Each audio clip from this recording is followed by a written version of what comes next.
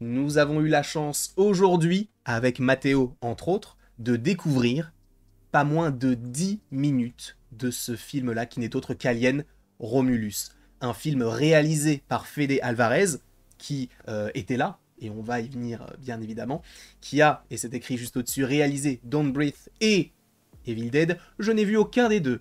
Donc je ne connais pas véritablement les talents du cinéaste, et s'il a été choisi pour un projet tel que celui-ci, sachant que les deux films précédents étaient quand même pas mal trash, et avec un aspect évidemment horrifique, le fait de l'avoir sur ce projet n'est pas forcément totalement étranger, entre guillemets. Donc évidemment, nous allons revenir sur ce sujet-là. On a eu la chance donc de découvrir pas moins de 10 minutes du film, avec 2-3 extraits. Alors il y en avait un qui était véritablement bien coupé avec un écran noir, et après on avait eu 2 autres scènes, alors je ne me souviens plus si elles sont véritablement connectées, mais avec un petit peu plus d'action. La première étant véritablement une scène, on va dire, d'establishing shot, c'est-à-dire de présenter un petit peu à la fois les décors, mais également les personnages. Et on va revenir donc sur toute cette petite journée, matinée, si j'ose dire, parce qu'en plus de ça, bah, évidemment, je remercie Disney de nous avoir invités, parce que bah, je ne me suis pas invité comme ça, on a été invités et je les en remercie énormément. On a eu la chance donc même de grignoter quelques petites choses, et on a eu donc la visite de Fede Alvarez, donc le réalisateur du film. J'ai essayé de lui poser une question, alors on avait les micros qui passaient, donc peut-être que les gens qui étaient là et qui regardent cette vidéo vont me dire « Ah mais ta question elle était nulle ».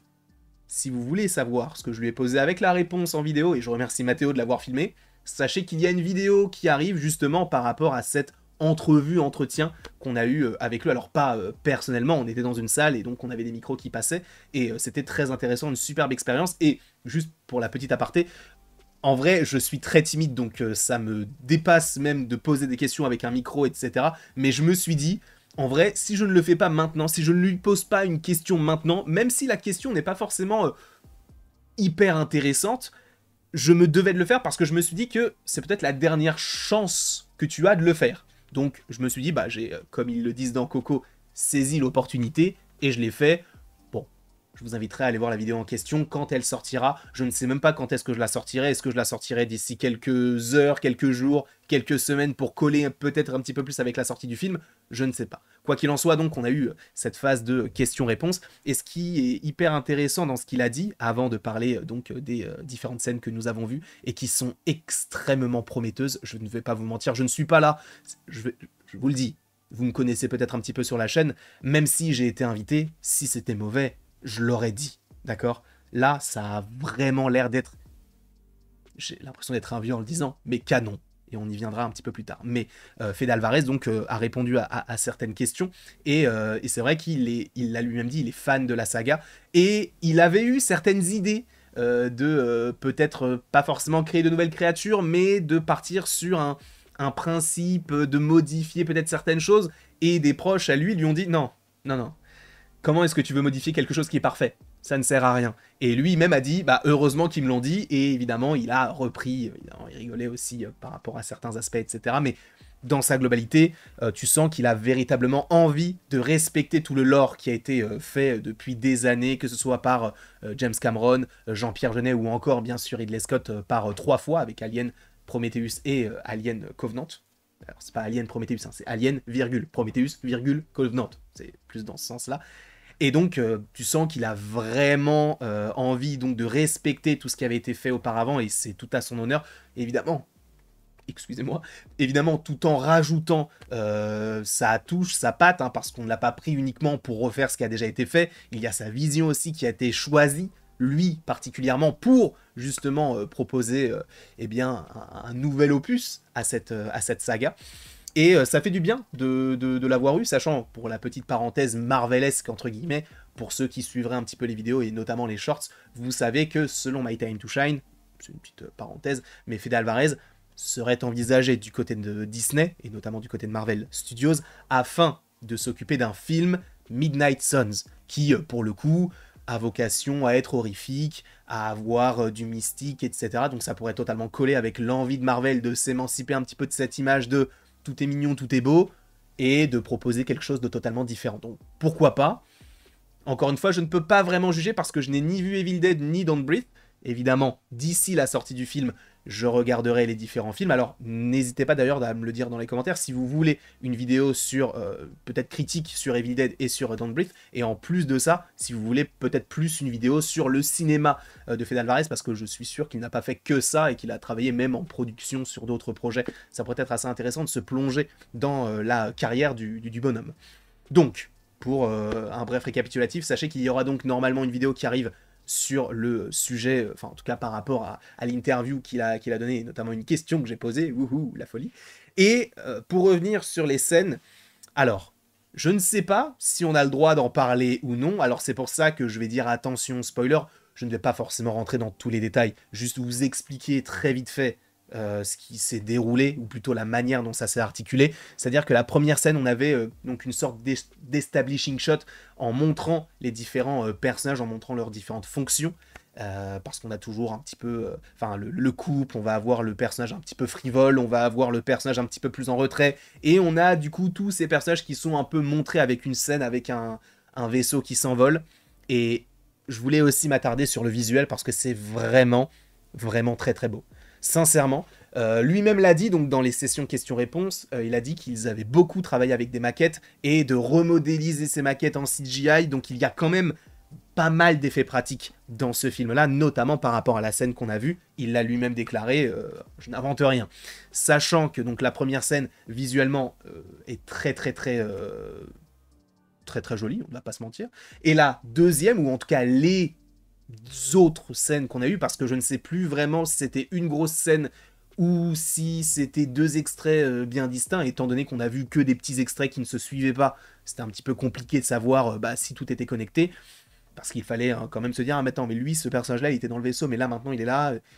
Et c'était vraiment très intéressant. C'était vraiment très intéressant parce qu'il y a beaucoup d'effets pratiques. Et c'est vrai que sur du Alien Covenant ou sur du Prometheus, on avait très peu ce genre de choses. Alors je ne dirais pas qu'on n'en a pas eu du tout, parce que ce serait mentir et je ne me suis pas forcément totalement plongé là-dedans, mais à l'époque, on n'avait pas la technologie qu'on a aujourd'hui, et c'est vrai que par rapport à des scènes qu'on a eues dans le... Enfin, en tout cas, dans ces différents extraits, on a cet alliage, ce mélange entre le moderne et l'ancien, d'où le fait qu'on veuille donner à Fede Alvarez sa touche sur certains monstres, sur certains plans, mais tout en respectant encore une fois ce qui a déjà été fait avant, notamment par rapport au visuel, notamment par rapport aux costumes, etc. Donc on sent qu'il y a beaucoup d'effets pratiques.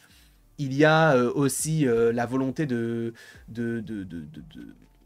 s'inspirer de ce qui avait déjà été fait du côté de Giger, qui avait lui-même en gros créé un petit peu ce style Alien, et lui-même l'a dit, parce qu'il y a quelqu'un qui a posé la question à ce sujet, et lui a dit oui, ça a été une volonté pour nous, parce qu'il est vrai que on a véritablement repris donc un esthétisme qui était présent surtout dans les 2-3 premiers films. Là, on n'a pas vraiment de véritable connexion esthétique, encore une fois, par rapport à Covenant et par rapport à Prometheus. Si ça peut vous plaire, je pense que oui, parce que je pense que la plupart des gens ont préféré les premiers Aliens plutôt que les deux dernières versions de Ridley Scott. Donc, visuellement, ça rend très très bien. C'est très gore, évidemment, on s'attend aussi à ça sur du Alien. Alors, pour ne pas trop rentrer dans les détails, on a eu cette scène-là, en gros. La scène du poster, on l'a eu. On sait qui est ce personnage-là, on sait ce qui se passe par la suite. Alors, si vous connaissez les Aliens, vous savez comment est-ce que ça se déroule, mais il y a une mise en scène qui est toute particulière et, encore une fois, très sanglant, très bien représenté, mise en scène superbe. Encore une fois, on a vu que 10 minutes. Donc peut-être que les 10 minutes ne représenteront pas du tout ce qu'on va voir durant 1h45, 2h. C'est possible. Mais c'est de très très bon augure et je ne suis, je pense, pas le seul à attendre ce projet.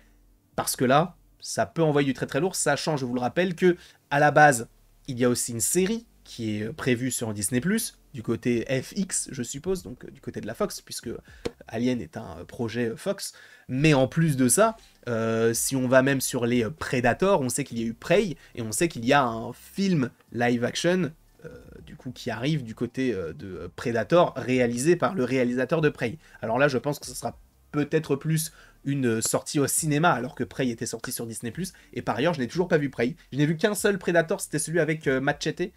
Et Topher Grace, Adrian Brody, c'est le seul que j'ai vu, et j'avais bien aimé toute la dynamique, etc.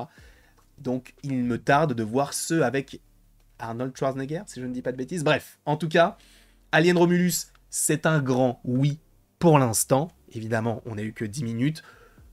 L'échange, une partie en tout cas de l'échange, vous l'aurez dans quelques jours, quelques semaines. Si vous voulez encore une fois les vidéos sur Don't Breathe, sur Evil Dead et aussi sur Covenant et Prometheus, même si ces deux dernières sont déjà sorties, enfin pas sorties, mais en tout cas elles sont déjà sur YouTube et il ne me reste plus qu'à les publier. N'hésitez pas à me dire ce que vous voudriez avoir. Moi j'ai véritablement envie de me renseigner d'autant plus sur l'univers, encore une fois. Les comics, les livres, on va lire des choses.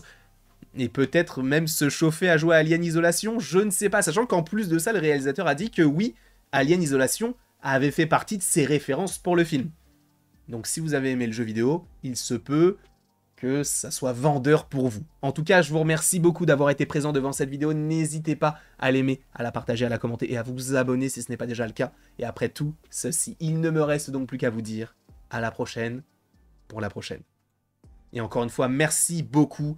J'ai véritablement trop hâte de découvrir ce film qui, je vous le rappelle, sort le 16 août 2024. Donc d'ici un petit peu moins de 2 mois. Sachant que je crois que c'est même le 14 août en France.